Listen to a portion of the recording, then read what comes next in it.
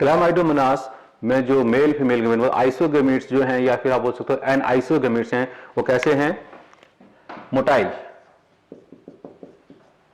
इन flagellated.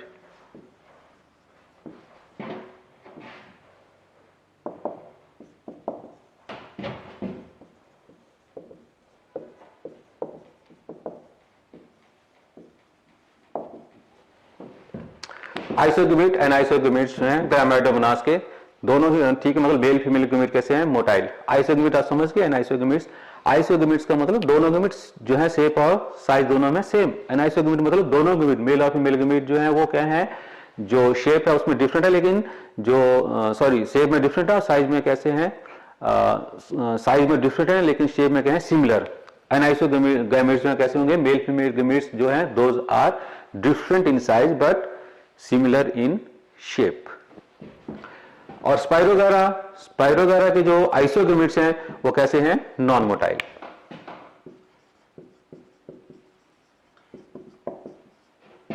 Non motile क्यों? क्योंकि इनमें फ्लैजिला नहीं है, नॉन फ्लैजिलेटेड।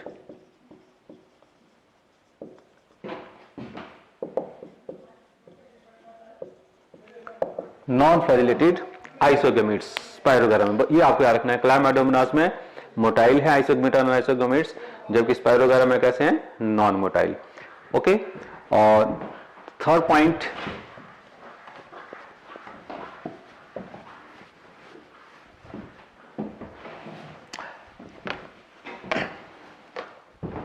हमने नोट करा अभी कि जो क्लैमाइडोमोनास है, ठीक है, 3 स्पीसीज में हमने देखा कि उसमें आइसोगैमी भी है, अनआइसोगैमी भी है और ओगैमी भी है।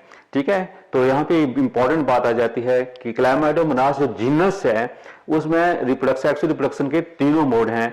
ठीक है, तो हम बोल सकते हैं कि जो क्लैमाइडोमोनास जीनस है, ठीक है, वो क्या शो करती है, एक्चुअली इवोल्यूशन शो करती है किसकी, सेक्सुअल रिप्रोडक्शन की। ये भी इंपॉर्टेंट बात है, इसका आप नोट रखिएगा कि जो डिफरेंट स्पीसीज या जीनस क्लैमाइडोमोनास है,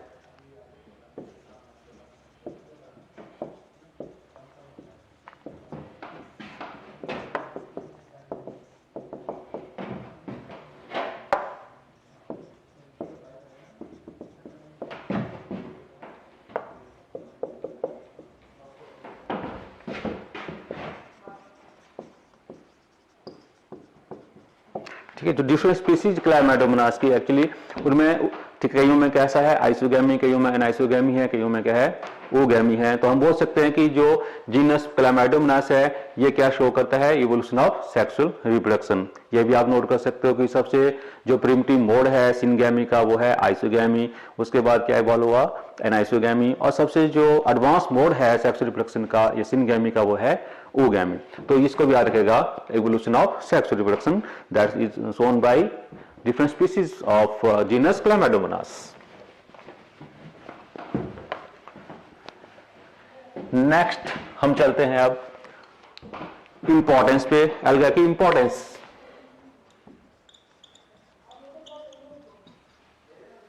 ओके, फर्स्ट इकोलॉजिकल इंपॉर्टेंस। तो आपको पता है सारे के सारे प्लांट जो ecologically all the plants are very much important.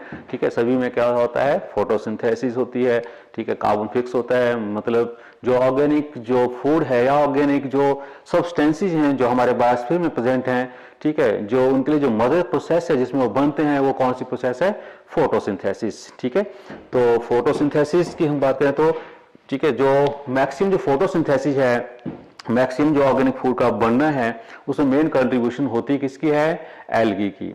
अगर हम एल्गी की बात करें, ठीक है, प्योर एल्गी की, जो मल्टीसेलुलर एल्गा है एक्चुअली, ठीक है, तो हम बोलते हैं कि पूरा जो बायोस्फीयर में जो CO2 फिक्सेशन है, ठीक है, CO2 फिक्सेशन बोल दो या बोल दो कि ऑर्गेनिक फूड का बनना है, मोर देन 50% जो है वो कौन कंट्रीब्यूट करता है, एल्गी। लेकिन अगर हम साथ में उन एल्गी को भी अगर हम इंक्लूड कर देते हैं, ठीक है, जिन एल्गी को हम किंगडम प्रोटिस्टा में पढ़ते हैं, फॉर एग्जाम्पल हम बोलते हैं प्लांट प्रोटिस्टेंस, अगर उनको भी इंक्लूड कर दिया जाए तो हम बोलेंगे कि जो कंट्रीब्यूशन है फोटोसिंथेसिस में, ग्लोबल फोटोसिंथेसिस में, वो जो है इनकी कितनी हो जाती है, मोर देन 90%। तो इसको भी आपने याद रखना है कि algae alone that contribute about 50% of global CO2 fixation. जब भी आप बात सुनोगे CO2 फिक्सेशन, ठीक है, इसका मतलब होता है we are talking about photosynthesis.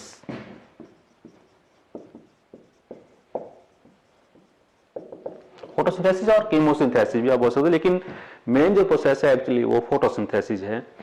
ठीक है, ओके। नेक्स्ट अगर हम बात करें कि अलोंग जो हम आते हैं plant protistan that is dinoflagellate, diatoms et cetera, उनके साथ की अगर हम बात करें तो एल्गा की जो कंट्रीब्यूशन है ग्लोबल फोटोसिंथेसिस में हो जाती है मोर देन 90%। तो ये भी बहुत इंपॉर्टेंट है, ये भी 50% global CO2 fixation bye algae.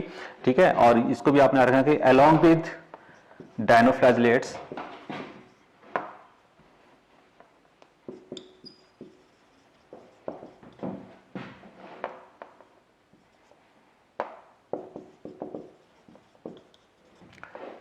dinoflagellate and diatoms, algae contribute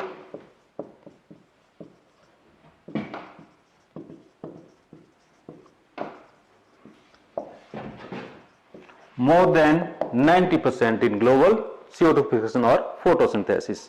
okay, तो ये फोटोसिंथेसिस की बात होगी, 2 पॉइंट्स। उसका फोटोसिंथेसिस में हमें पता है क्या बनता है, साइड प्रोडक्ट बनता है ऑक्सीजन। ठीक है, ऑक्सीजन बनती है फोटोसिंथेसिस में, और एल्गी कहां ग्रो कर रही है, वाटर में। तो अब उससे एल्गी जो है by the process of photosynthesis that also increase the amount of dissolved oxygen in the surrounding water.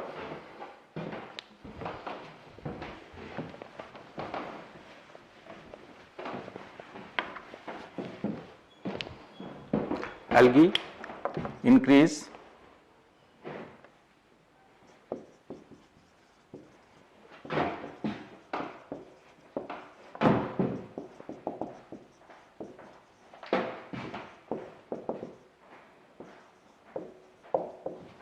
एक ये पॉइंट। ठीक है, सेकेंड अगर हम वाटर की बात करें, एक्वाटिक इकोसिस्टम की बात करें, तो हमें पता है इकोसिस्टम में जो फूड चेन है, फूड चेन किससे शुरू होती है, if we are talking about GFC grazing food chain, तो ग्रेजिंग फूड चेन जो है वो शुरू होती है फ्रॉम द प्रोड्यूसर्स। ओके, और वाटर में जो एक्वाटिक मतलब वाटर जो एक्वाटिक इकोसिस्टम है, एक्वाटिक सिस्टम में जो मेन जो प्रोड्यूसर्स हैं वो सारी क्या है, एल्गी। ठीक है, तो इसको भी आपने रखना कि एल्गी जो है that is the chief producers of the aquatic ecosystems.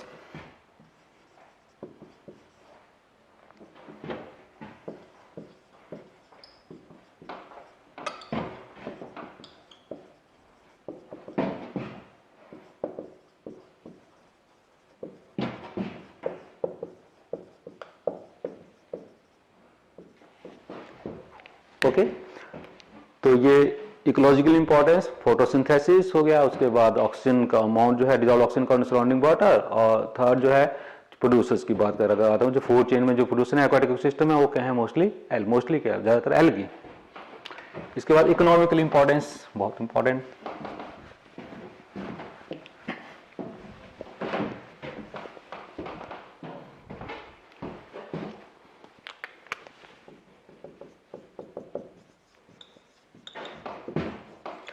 Economical importance. तो कुछ प्रोडक्ट्स की हम बात करेंगे जो हमें एल्गी से मिलते हैं, बहुत ही इंपॉर्टेंट हैं। ठीक है, तो point by point, first of all हम बात करते हैं फूड। ओके, तो फूड आपको पता ही है, ठीक है, कि बहुत सी कंट्रीज हैं, ठीक है, कोस्टल कंट्रीज हैं जहां पे एल्गी जो है उसका यूज होता है एज अ फूड। ठीक है, इसमें बहुत इंपॉर्टेंट आपने जीनस के नाम याद रखना है, 3 जीनस जो आपके एनसीईआरटी में मेंशन है, उन जीनस के नाम, ठीक है, और उनकी स्पीसीज का नंबर जो कि एज ए फूड जो है वर्ल्ड वाइड यूज होते हैं, वो आपने याद रखना है। ठीक है, कौन कौन से 3 जीनस,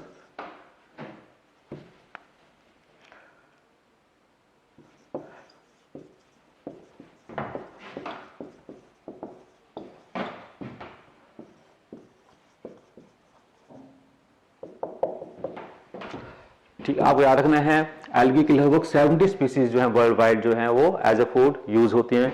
ठीक है, और वो 70 स्पीसीज मोस्टली जो है वो एल्गी की 3 जनरा को बिलोंग करती हैं, और उन 3 जनरा के नाम भी आपने याद रखना है। कौन कौन सी हैं वो 3 जनरा रखना आपने याद, एक तो लैमिनेरिया, सार्गेसम एंड पोरफायरा। आपने ये 3 जीनस जनरा के नाम याद रखने हैं जिनके लगभग 70 स्पीसीज जो वर्ल्ड वाइड यूज होती है एज अ फूड। ठीक है। उसके बाद ये भी आप रख सकते हो एज ए फॉडर भी यूज किया ना, कुछ कंट्रीज में जो है एल्गा को एज ए फॉडर, फॉडर मतलब जो एनिमल्स के लिए जो फूड है ना वो उसके फॉर्म में भी यूज होती है एल्गा, ठीक है। फूड की हम बात करें तो हम एक स्पेशल फूड की और बात कर लेते हैं, that is SCP। SCP mean single cell protein, okay.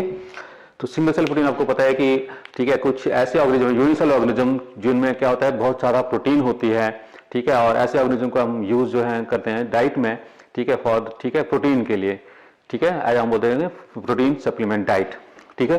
तो एल्गी भी है, एक एल्गी है जैसे फॉर एग्जाम्पल क्लोरेला, क्लोरेला जो है एल्गी यूनिसेलुलर एल्गा, वो उसमें बहुत ज्यादा क्या होती है प्रोटीन, ठीक है। तो हम क्लोरेला का यूज एज SCP भी कर लेते हैं। मोस्टली जो वर्ल्ड में जो SCP जो ऑर्गेनिज्म यूज होता है वो क्या है, एक ब्लू ग्रीन एल्गी या वो जो साइनोबैक्टीरिया जिसका नाम है स्पारुलिना। तो स्पारुलिना के साथ साथ क्लोरेला जो है वो भी यूज होता है एज SCP।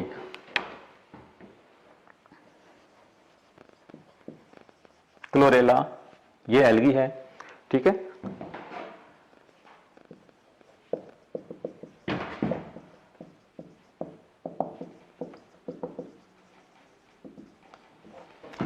तो क्लोरेला जो है बीज ये स्पाइरुलिना के साथ साथ ये भी यूज होता है SCP।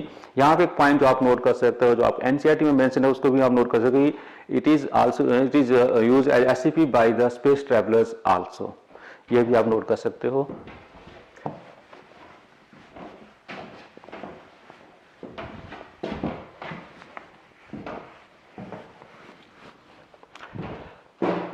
बाकी इकोनॉमिक इंपॉर्टेंस आपने सुना ही होगा, ठीक है। कुछ मिनरल्स के बारे में, फॉर एग्जांपल आयोडीन, ठीक है, जो आप बोलते हैं आपके जो एडिबल सॉल्ट है उसमें आयोडीन होता है।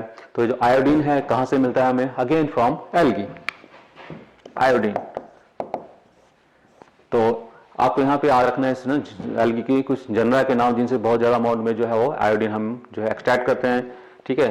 सबसे चीप सोर्स है आयोडीन का है वो है एल्गी लैमिनेरिया। दूसरा आप रख सकते हो आप ग्रेसिलेरिया।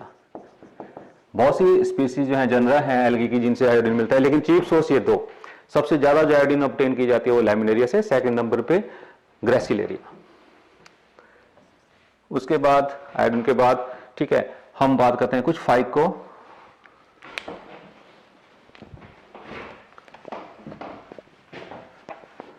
क्लोराइड्स की, फाइकोक्लोराइड्स की।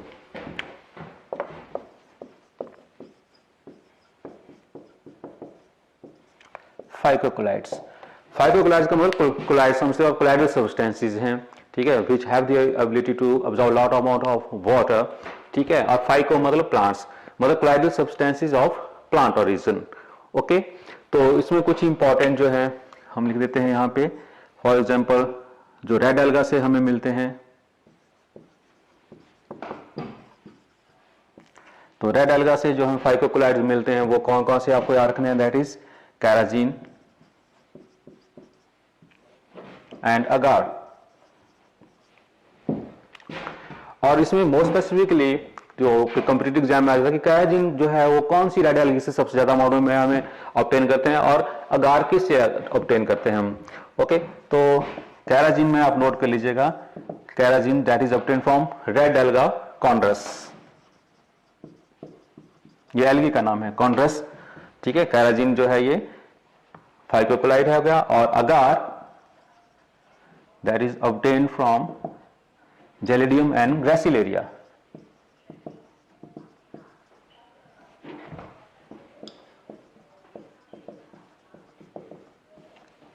एक रेड एल्गी से कैराजीन और अगार, कैराजीन कॉन्ड्रस से और अगार जेलिडियम ग्रेसिलेरिया से।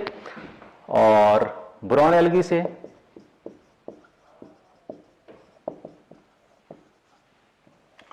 ब्राउन एल्गी से जो हमें फाइकोक्लोराइड मिलता है वो है मेन बहुत इंपॉर्टेंट, दैट इज एल्जीन्स,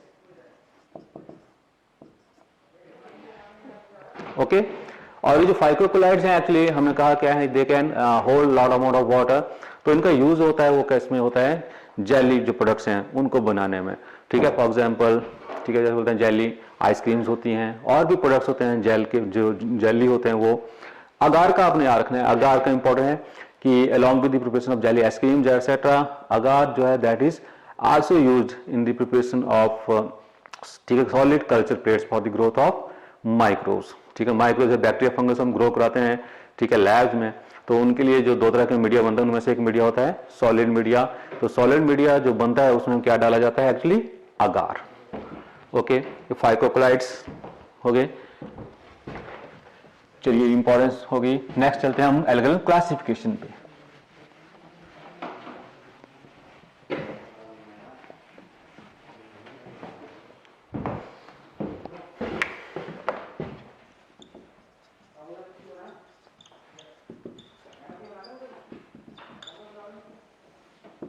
ओके, ये तो बहुत सी क्लासेस में अगर को जो है कैटेगराइज किया गया, लेकिन जो आप अभी जो स्टैंडर्ड है 11th 12th वगैरह में या नीट के लिए मेन हम 3 क्लासेस में जो है कैटेगराइज करते हैं एल्गी को।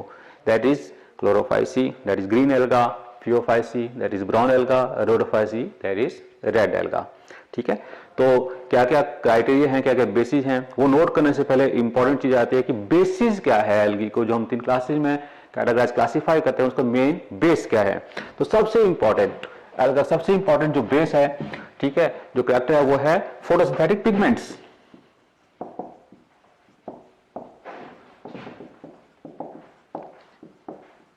सबसे इंपॉर्टेंट क्वेश्चन आता है कि सबसे इंपॉर्टेंट कौन है, बेसिस किस बेस पे क्लासिफाई करते हैं एल्गा को, फोटोसिंथेटिक पिगमेंट। ठीक है, सेकंड नंबर पे रिजर्व फूड। रिजर्व फूड क्या है, और भी बेसिस हैं लेकिन सबसे इंपॉर्टेंट पिगमेंट, फोटोसिंथेटिक पिगमेंट और उसके बाद रिजर्व फूड। ठीक है, बाकी की जो है जैसे फ्लैजेला के बारे में बात करते हैं हम, हैबिटेट के बारे में बात करते हैं। ठीक है, वो चीज। ओके, तो 3 क्लासेस और यहां पे हम जो है लेते हैं इनके characters. First of all pigment, कौन से पिगमेंट, फोटोसिंथेटिक पिगमेंट। उसके बाद रिजर्व फूड। नेक्स्ट जो है आप नोट कर सकते हो फ्लैजेला, अगर है तो कैसा है। नेक्स्ट हैबिटेट, हैबिटेट लास्ट में करते हैं। सेल वॉल की बात कर लेते हैं, सेल वॉल। चलिए, first class Chlorophyceae, that is green algae. Second class Phaeophyceae, that is brown algae.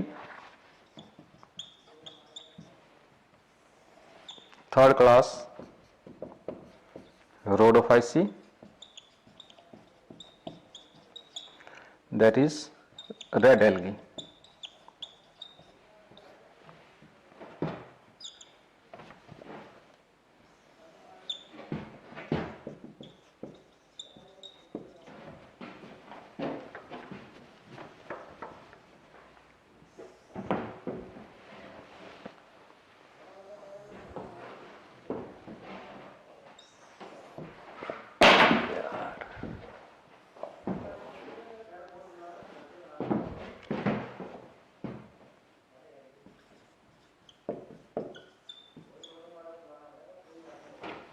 Okay, first of all pigments पे आ जाते हैं। पिगमेंट्स पहले हम नोट कर लेते हैं यहाँ पे एक ऐसा फोटोसिंथेटिक पिगमेंट जो कॉमन है सभी एल्गी में, दैट इज क्लोरोफिल ए।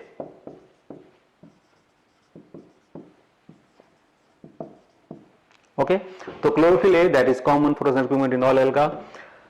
और दूसरा कॉमन जो सभी में एल्गा है that is carotene, beta carotene.